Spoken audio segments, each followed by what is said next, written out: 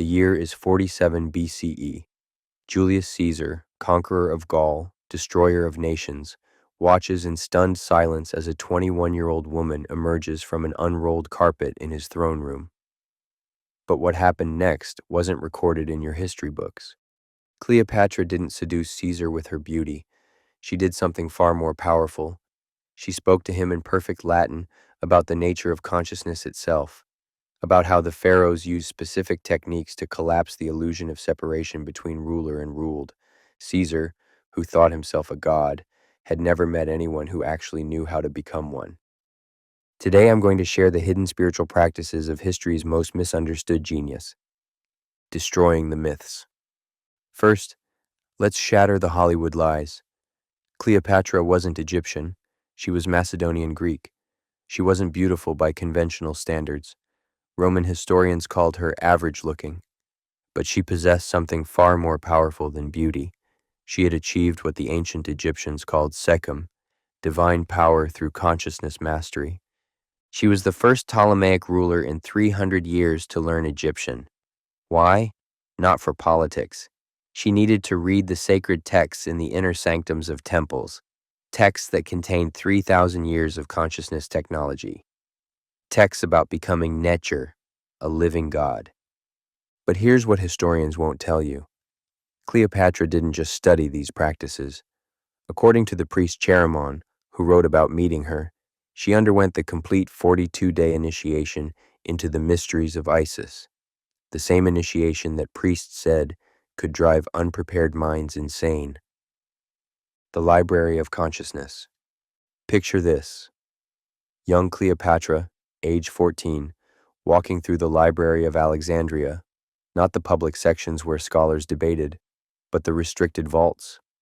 Her teacher Demetrius, himself an initiate, shows her texts that we only know about from fragments, the Book of Breathings, which taught how to activate what we now call the vagus nerve through specific breathing patterns.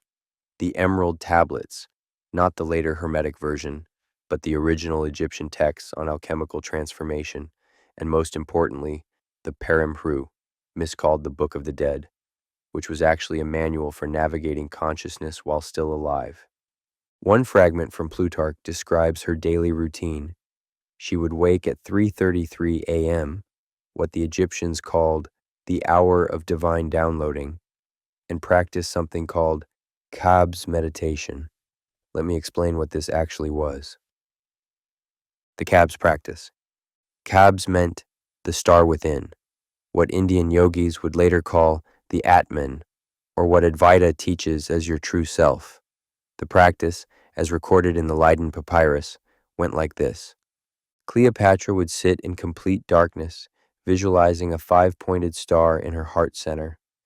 But here's the advanced part. She would breathe in a 3-5-3-5 pattern, which modern science shows activates gamma brainwaves. On each inhale, she would mentally speak Khabs, drawing cosmic consciousness into her heart. On each exhale, Ku, expanding her light body outward. The priest wrote that after 42 days of this practice, initiates could see with the eyes of Horus, meaning they could perceive the energy fields around people. Suddenly, Cleopatra's legendary ability to read people makes sense. She wasn't reading faces, she was reading frequencies. The Isis manifestation technique. But consciousness perception was just the beginning. In the Temple of Isis at Philae, where Cleopatra was initiated, archaeologists found inscriptions describing something extraordinary, a manifestation technique that sounds impossibly modern.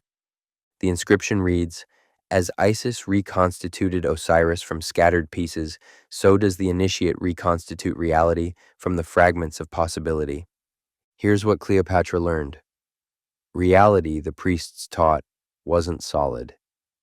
It was more like what we now call a quantum field, infinite possibilities waiting to collapse into form.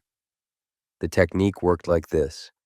Every morning after her Khabs meditation, Cleopatra would enter what they called the duat state, a hypnagogic trance between sleeping and waking. In this state, she would visualize her intended reality as if it were a hologram she could walk through. But the key was this: she had to feel the frequency of that reality in her body.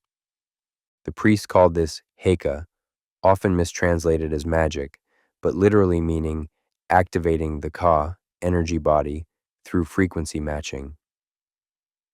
The Caesar encounter. Now we return to that carpet scene with Caesar. Roman historian Lucan, who had access to eyewitness accounts, wrote something peculiar. She spoke, and the room itself seemed to change. Caesar, who feared neither man nor God, felt for the first time the presence of the truly divine. What did Cleopatra actually do? Based on the Isis teachings, she likely used what initiates called Ren vibration, the power of the true name. In Egyptian mysticism, everything has a hidden vibrational name. When you speak something's true essence, you gain power over it. But she didn't try to control Caesar. Instead, and this is pure Advaita wisdom, she spoke to the divine within Caesar. She addressed not the ego personality of Gaius Julius, but what the Egyptians called his Ak, his luminous eternal nature. Imagine, you're Caesar, used to people fearing you or flattering you. Suddenly, this young woman is speaking to a part of you that you didn't even know existed. She's seeing through your human mask to your divine essence. Of course, he was mesmerized. For the first time in his life, someone saw him as he truly was, infinite consciousness wearing a Roman costume. The Alexandria laboratory. After aligning with Caesar, Cleopatra did something remarkable. She turned part of the palace into what she called a temple of becoming. Roman visitors wrote confused accounts of rooms filled with geometric shapes, crystals arranged in specific patterns, and strange acoustic chambers. But if you understand sacred geometry, it all makes sense. She was creating what the pyramid builders knew, spaces that altered consciousness through frequency.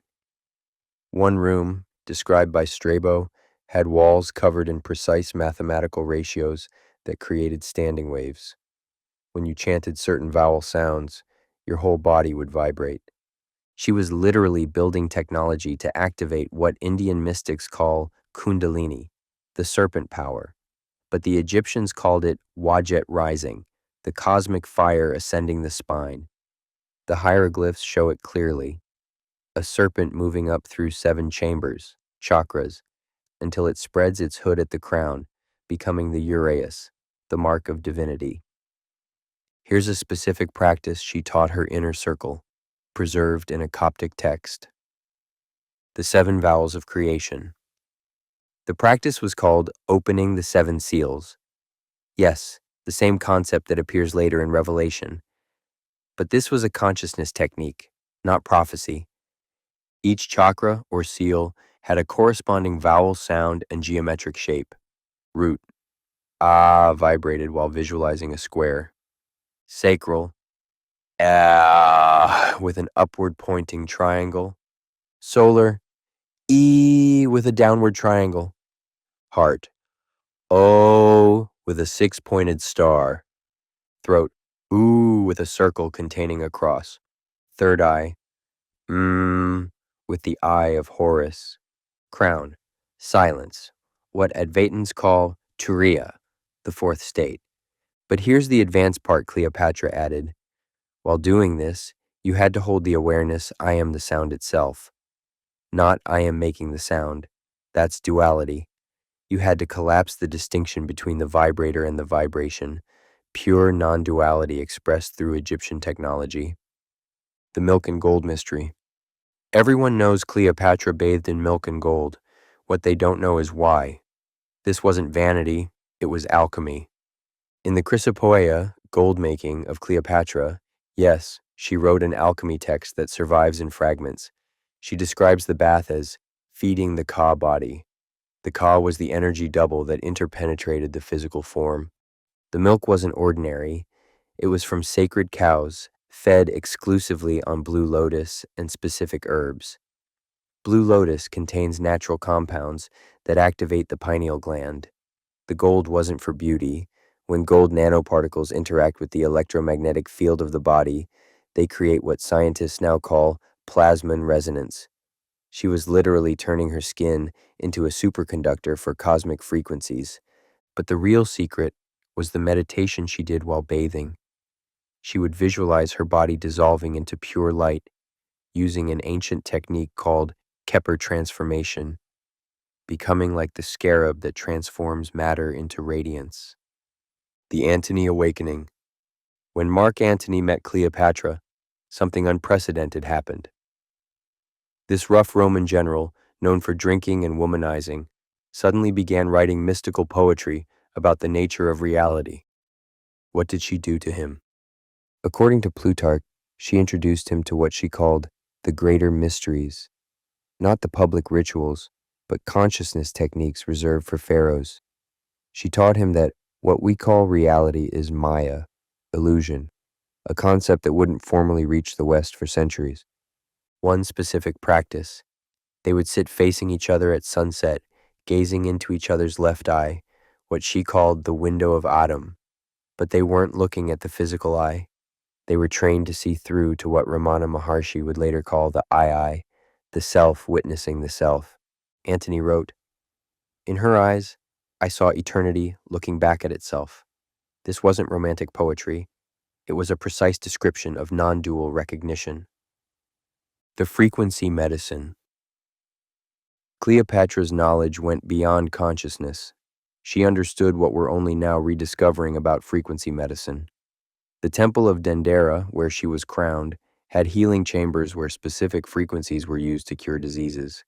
She wrote about Sekhem healing, using the palms to project specific frequencies into diseased tissue. The technique: you would breathe light into your heart until your hands became warm, then visualize the sacred geometry of perfect health overlaying the diseased area. But the key was holding the consciousness of already healed, what we now call the quantum field of all possibilities. Modern researchers studying Egyptian healing chambers found they were built to resonate at 110 Hz, a frequency that deactivates the language center and activates the right brain. Cleopatra didn't just know this. She designed portable versions, crystals cut to specific angles that created the same effect. The final initiation. As Rome closed in and her earthly kingdom crumbled, Cleopatra performed one last mystical act. Ancient sources describe her final days not as despair, but as intense spiritual preparation. The asp wasn't suicide, it was the ultimate initiation. In Egyptian mysticism, the Uraeus serpent's bite didn't kill, it transformed. It activated what they called the immortal Ka, releasing consciousness from bodily identification. Her last words, according to her physician Olympus, were, "I go now to the throne of Isis, beyond the veil of forms." She faced death like an adept completing the final mystery, not an end, but what the Upanishads call Mahasamadhi, conscious exit from the physical. Cleopatra's true legacy isn't in her politics or her lovers.